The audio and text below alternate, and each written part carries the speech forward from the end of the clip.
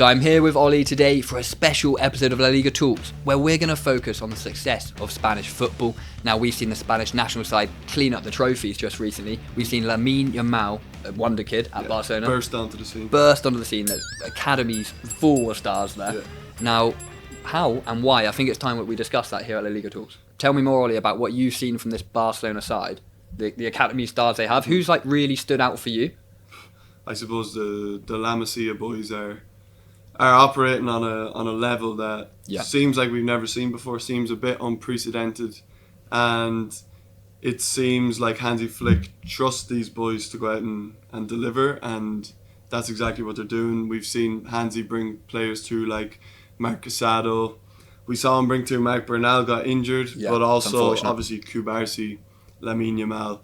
The list is endless, and they keep coming. But this Hansi Flick game plan has taken elements of that tiki-taka Spanish football philosophy that was created by Johan Cruyff in the late 80s, early 90s, adapted by Pep Guardiola. And now Hansi's coming through with his own interpretation of it, and he's using all those Spanish Youth Academy products, and they're prospering in this system. Exactly. I mean, it's a few points that you quite rightly said. I mean, Hansi's admitted to studying the philosophy of Johan Cruyff, as did Pep, as you quite rightly say.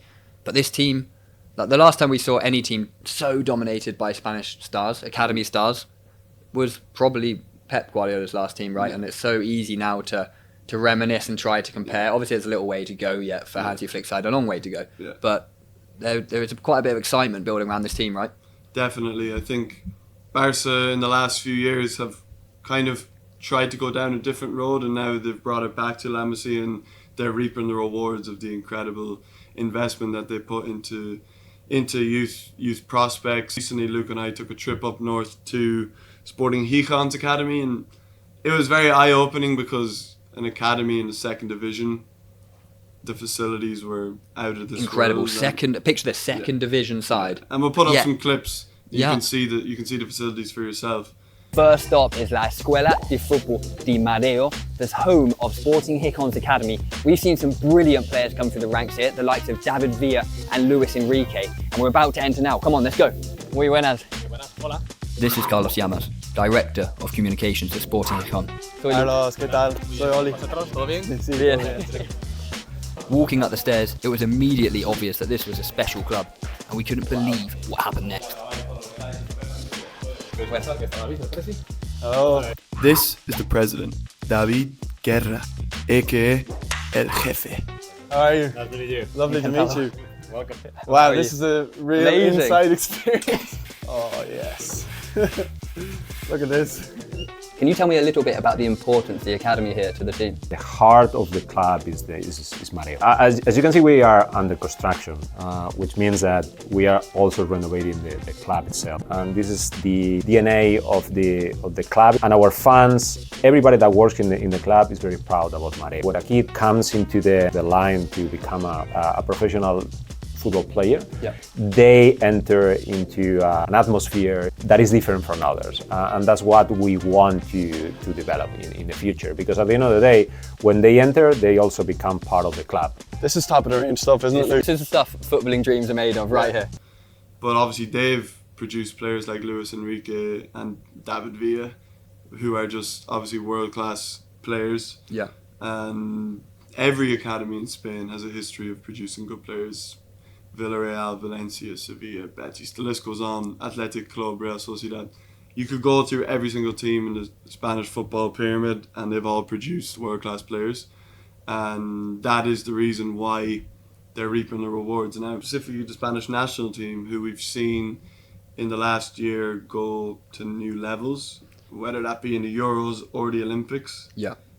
It's great to see all these La Liga stars shining for the national teams. And don't forget the UEFA Nations League too. I mean, they've won 3 out of the last 3. 3 out of the last 3 trophies available to them, and they don't look like slowing down. We might be looking at the next golden era. Yeah. Don't like to say it too quickly, but could be a dynasty. It doesn't feel like any country is on the level right now. No. And especially the age of some of the players that we've seen already guide them to a European Championship, which is probably the best that they've won in the last few years. So, yeah, I think, it's great to see. Absolutely. I mean, as an Englishman, I had to watch my side lose out to them in the final, and it only sort of confirmed all the things I already thought about the level of technical ability here in La Liga.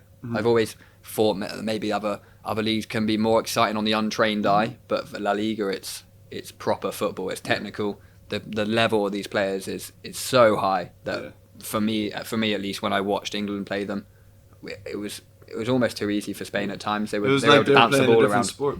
Yeah, it's like they're playing a different sport, and they've done it to many teams. They've done it to many teams. Spanish football, when it's at its pomp, is very hard to compete with. That's credit to the availability of the standard of coaching. When you have that hotbed of talent, you simply don't need to outsource it, right? Exactly, but it comes from the availability, how the amateur clubs are connected to the academies, how normal people who are football mad can be given the opportunity to progress their skills, to get the licenses that they need. And it's a ripple effect, because the more people that are of a high level coaching, the more kids that they get to have an impact on.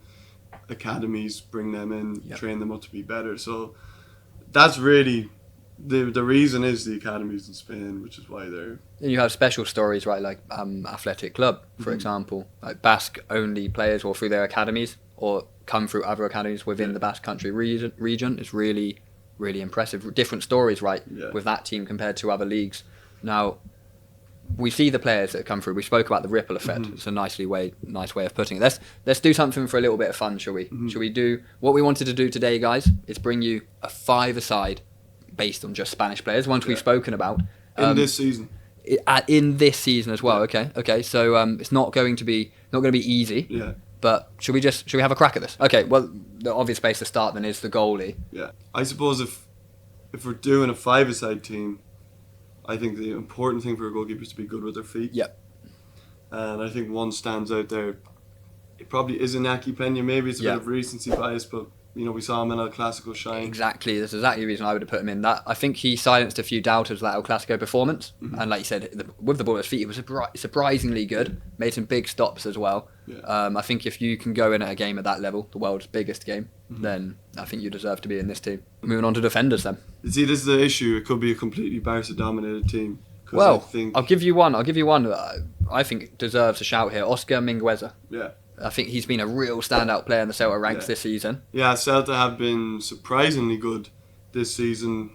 Got a win last night against Getafe. Mingueza's got 5 or 6 assists in the league this season. He's been flying. Obviously came to La Masia, so it's another one from the greats. But I suppose if we're going with another defender to go up against Mingueza, it would probably be Kubarsi. It'd have to be Kubarsi, yeah. Maybe we should have both. Maybe we should be changing our idea here and having both of those two in. Because we could do 2-1-1. But I kind of want to mix it up. I think we could go for Mingueza here. Okay, let's go for Mingueza. Just to include. We don't want a Barcelona-dominated team, do we? And I think Mingueza's had a really good season. He deserves it. Absolutely deserves it. And he's actually been given the call up to the Spanish national team. He was training with them in the last international break. It's great to see Mingueza playing at this level. Exactly. Now, for a midfielder, I'm afraid I am going to chuck a Barcelona player straight in there, and he's almost a shoe-in for me. It's young Pedri.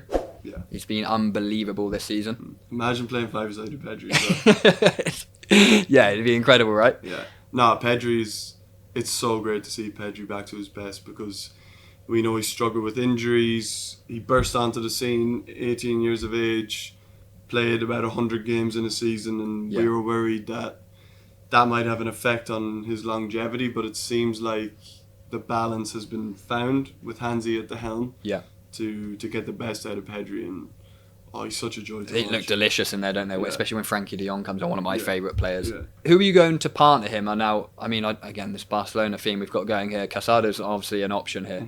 A few incredible assists. Yeah. Have you got another option that maybe we could rival Casado with?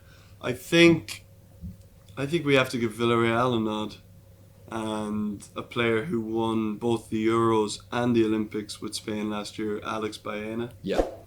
Full of assists this season. Yeah, he's an assist king, and he's a fantastic technical player. Brilliant range of passing, brilliant feet. And it takes a player like Alex Baena for a team like Villarreal to break into Champions League spots. Marcelino has a leader there. Yeah. A player who can create a chance out of nothing. Yeah. and with the partnership with Jose Perez that's developing there, I think Baena has been the key to unlock a striker like Jose Perez. So I think that would be nice. Two boys that play together in the national team. Yeah. Baena and Pedri in the midfield. I'll tell you what, I do hope Villarreal stay up there as well. Yeah. It'd be really nice to see them back at the top stage. It's Mingueza, Pedri, Baena, and then we have to go with an attacker.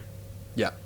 It's kind of impossible not to choose Lamine. It is very difficult, I must admit. Lamine. As you can see, we love Lamine on this podcast, Yeah. and I think the levels that he's shown at the age that he's shown, he's playing like a player who's been playing in La Liga for 10 years, Yeah. but he's doing it at the age of 17, and he's outperforming all the guys who've been there for years. Lamine's on another level, so... The sky's the limit for this kid. It's absolutely as simple as that right now, isn't it? I can't believe he's just 17. And also, like, five-a-side, if you're thinking about, like, street football, Yeah. playing in the park. He shows that ability, doesn't he, Yeah, to I mean- keep hold of the ball, beat some players. If you ever want to have a player, like, nowadays in a five-a-side football team, it's Lamine Yamal. So guys, make sure you like and subscribe. We love making this sort of content, don't we? Yeah, of course, and let us know in the comments what type of videos you want us to make. We want to hear some debate in the comments. We'll be replying to some comments as well, so Yeah. get it down. Let us know what you think and predictions for Spanish teams in Europe this season, for the Spanish national team coming up. And yeah, we'll see you in next week's episode. See you next time.